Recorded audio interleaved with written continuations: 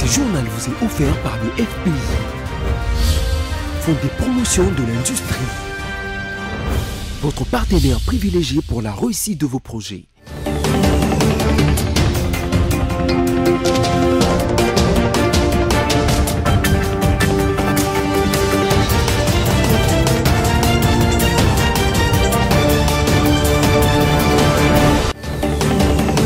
Mesdames et messieurs, bienvenue à ce nouveau numéro du journal sur BSC Télévision dont voici le principal titre. L'église kimbanguiste du monde a célébré ce 25 mai Saint-Noël, date marquant la naissance de Diangenda Kuntima, chef spirituel et représentant légal de cette église. Célébration ce mercredi 25 mai de la journée mondiale de l'Afrique placée sous le thème « Bâtir une résilience en matière de sécurité nutritionnelle sur le continent africain, renforcer le système agroalimentaire et le système de santé et de protection sociale pour accélérer les développements socio-économiques et du capital humain ». Enfin, nombreux habitants qui ont résisté lors des combats de mardi dernier sont obligés de vider leur milieu. À la base de cette fuite, la poursuite des affrontements entre le FARDC et les rebelles du mouvement M23 dans la région de Kibumba au Nord Kivu. Encore une fois, bienvenue dans ce journal. La congolité dans son expression d'immaturité ou d'apprentissage démocratique ou électoral fait parler d'elle à travers l'intolérance politique manifestée dans l'arène politique congolaise, de plus en plus stigmatisée par les analystes politiques. Voici à ce sujet la contribution de BSC Télévision pour la décrispation politique dans le pays de Lumumba à l'approche des élections. À cause des perspectives électorales, la société congolaise vit déjà comme sous tension. Et cette tension latente risque de conduire la société congolaise dans les troubles si on n'y prend pas garde. Les uns se permettent des initiatives électorales et ne supportent pas que les autres leur emboîtent aussi le pas. Les résultats de cette intolérance est tel que ceux qui osent se permettre des initiatives préélectorales, comme le premier, subissent lynchage médiatique, acharnement judiciaire et autres traitements dégradants et de diabolisation outrée. Joseph Kabila a été le premier à essuyer ce type de traitement depuis 2019 lorsque ses partisans ont annoncé son retour politique. Par la suite, tous ceux qui affichaient leurs ambitions de briguer la magistrature suprême ont été visés par l'une ou l'autre tentative d'écrier. Tel est le cas de Matata Pognon et de Moïse Katumbi qui sont diabolisés à foison dans les médias classiques et les réseaux sociaux. En outre, dans sa réunion de mardi 24 mai 2022, le Conseil national de suivi de l'accord et du processus électoral CNSA a constaté qu'il s'observe de plus en plus dans les chefs des Congolais en repli sur soi à travers la République par des initiatives à caractère ethnique, tribal, clanique ou provincial, laissant transparaître un manque de confiance de la population vis-à-vis du pouvoir central, disant avoir constaté la résurgence de l'intolérance politique qui entraîne la fuite et la vie en clandestinité de certains leaders politiques et d'opinion. Ce qui entame la bonne image renvoyée par le régime avec la libération en 2019 des prisonniers dits politiques et d'opinion. Il est temps que les uns et les autres se ressaisissent pour éviter l'apocalypse à la RDC à cause de la mauvaise gérance des ambitions et visées électorales. Dans ce journal, nombreux habitants qui ont résisté lors des combats de mardi dernier sont obligés de vider leur milieu. À la base de cette fuite, la poursuite des affrontements entre le FARDC et les rebelles du mouvement M23 dans la région de Kibumba, dans les territoires de Nyiragongo au Nord Kivu. Bernadette et Kamongo sur des images extérieures. Obligés de sortir de leur milieu naturel en emportant sur eux juste le nécessaire, femmes, enfants, vieillards se dirigent vers là où ils pourront épargner leur vie des tirs entre lesquels ils se retrouvent. L'un d'entre eux témoigne. Que notre gouvernement congolais nous trouve une solution à cette guerre incessante. La population est fatiguée de fuir à tout moment. Nos enfants et nos parents meurent en chemin. Qu'ils fassent tout pour le retour de la paix. Nombreux habitants qui ont résisté sont présentement, selon les informations reçues, à Kibati, à Kanyarushinya, dans une partie de Majengo. D'autres sont déjà dans des familles d'accueil à Goma. Entre-temps, le trafic entre Goma et Rutshuru est coupé au niveau de Kibumba. Célébration ce mercredi 25 mai de la journée mondiale de l'Afrique placée sous le thème « Bâtir une résilience en matière de sécurité nutritionnelle sur le continent africain, renforcer les systèmes agroalimentaires et les systèmes de santé et de protection sociale pour accélérer les développements socio-économiques et du capital humain ». Cette journée célèbre l'anniversaire de la signature des accords de l'Organisation de l'Unité africaine. C'est une occasion pour chaque pays d'organiser des événements dans le but de favoriser les rapprochements entre les peuples africains. Elle représente le symbole du combat de tous les continents africains pour la libération, le développement et les progrès économiques.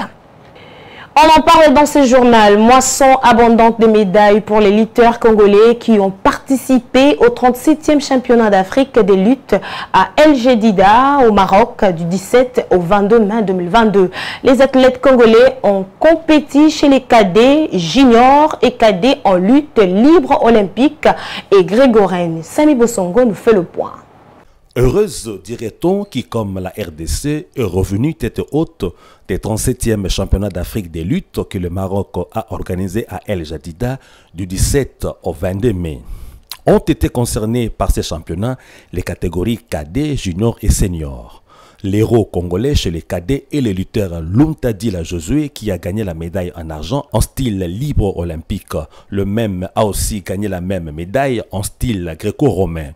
Chez les juniors, Luntadila Josué avec ses 67 kilos a été récompensé de la médaille d'argent et Manassé Mbonga, 63 kilos, a gagné la médaille de bronze. En lutte libre olympique, Norva Kalala, médaillé d'argent, Simeon Matondo de bronze, Luntadila Josué de bronze également. Chez les seniors, en lutte gréco-romaine, Barthélemy Chocha, 87 kg, a reçu la médaille de bronze et Rabi Kilandi une médaille de bronze aussi. En lutte libre, Andy Kabeya a été médaillé de bronze. En tout, 10 médailles raflées par la RDC, dont 4 à raison de 3 en argent et d'1 en bronze, remportées par le seul Luntadila Josué qui a compéti chez les cadets tout comme chez les juniors. La République démocratique du Congo va compter avec la judokate Marie Branzer à la CAN Judo Algérie 2022.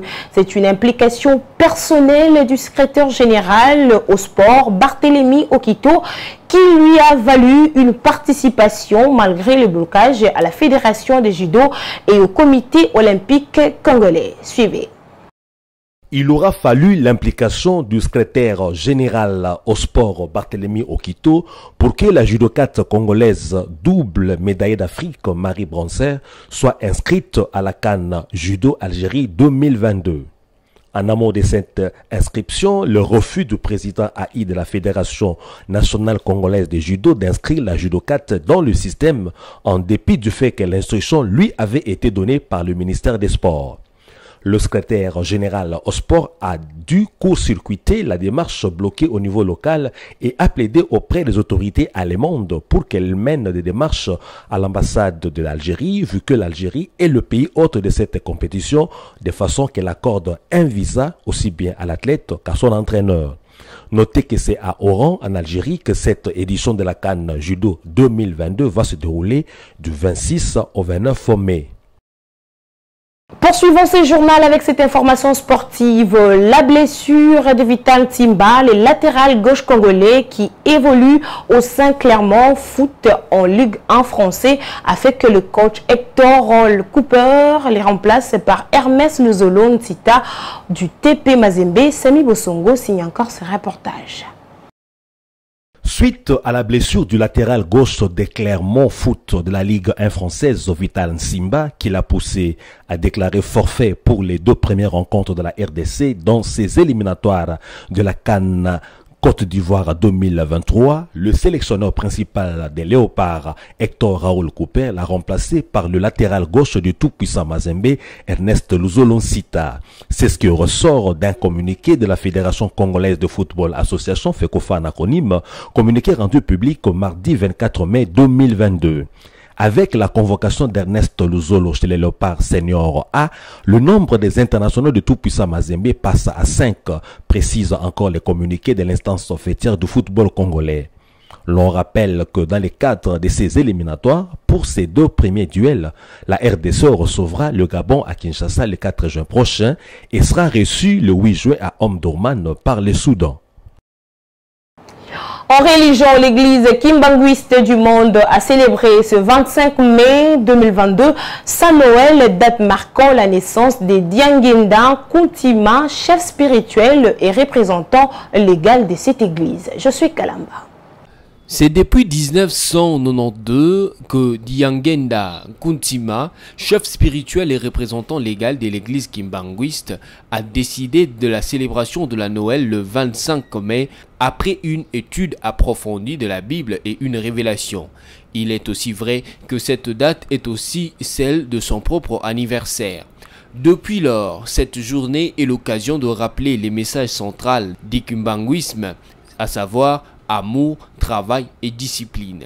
L'Église de Christ sur la terre, son vrai nom a été fondé au Congo belge en 1921 par le prophète Simon Kimbangu. Ce Congolais prédicateur et guérisseur représenté comme l'envoyé de Dieu sur terre. Condamné à mort par le pouvoir colonial puis gracié, il passera 30 ans en prison jusqu'à sa mort en 1951. L'église kimbanguiste a survécu à la disparition de son prophète et obtenu le statut d'église officielle en RDC. Elle comptait 10 millions de fidèles répartis également en Belgique, en France et en Suisse où elle a été admise en 1969 au Conseil écuménique des églises à Genève. C'est aujourd'hui l'une des églises les plus dynamiques d'Afrique. Mesdames et messieurs, place à présent à la revue de presse rendue par Je suis Kalamba.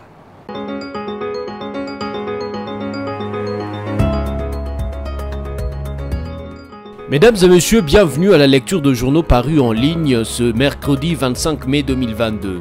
Commençons par ce titre de l'agence congolaise de presse, le président Félix Tshisekedi pour la relance de la société sidérurgique de Maluku. Le président de la République, Félix-Antoine Tshisekedi Tshilombo, a insisté dans sa communication lors de la 54e réunion du Conseil de ministres qu'il a présidé en vidéoconférence vendredi dernier sur la relance de la société sidérurgique de Maluku située dans la périphérie de la ville de Kinshasa. Il s'agit essentiellement de l'élargissement de la zone économique spéciale de Maluku par l'insertion de la Sisider, une société qui ambitionnait à sa création la production de l'acier dans les segments supérieurs des industries du secteur sidérurgique en RDC. Poursuivons avec Forum des As qui note en grand titre « Fustule obstétricale, cette pathologie n'est pas une fatalité », rassure l'UNFPA.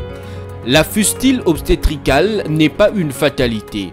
Elle peut être soignée et guérie grâce à une chirurgie, a rassuré le représentant adjoint du Fonds des Nations Unies pour la population UNFPA en sigle, Victor Ratoko, lundi 23 mai au cours de la célébration à l'hôpital Saint-Joseph délimité de la journée internationale pour l'élimination de la fustule obstétricale. Célébré sous les thèmes « Éliminer la fustule dès aujourd'hui », investir dans des soins de santé de qualité, autonomiser les communautés.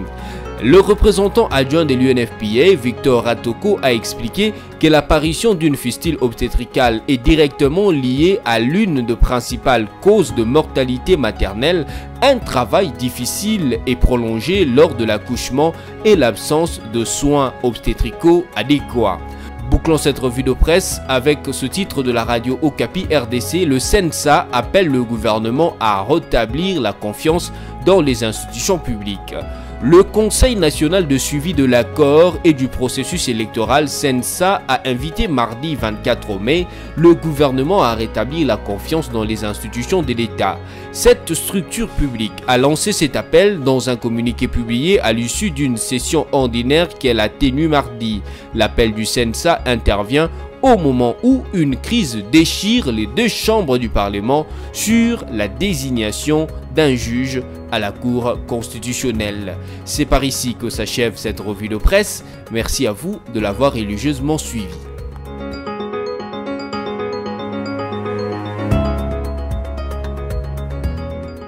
Et voilà, c'était là la revue de presse rendue par Josué Kalamba. Si vous nous avez pris en cours de diffusion, voici les rappels de principaux titres.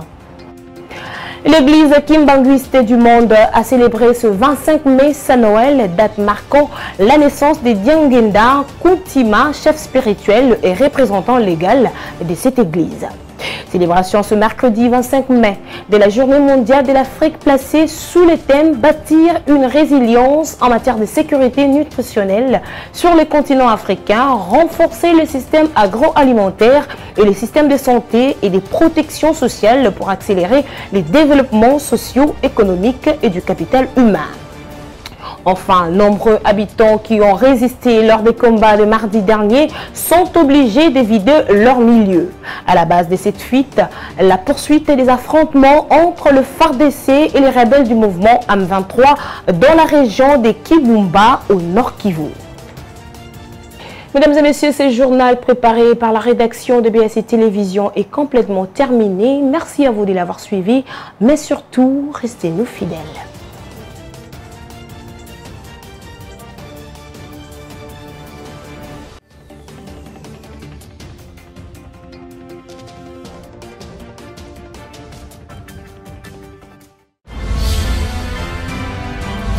Ce journal vous a été offert par le FPI, Fonds des promotions de l'industrie, votre partenaire privilégié pour la réussite de vos projets.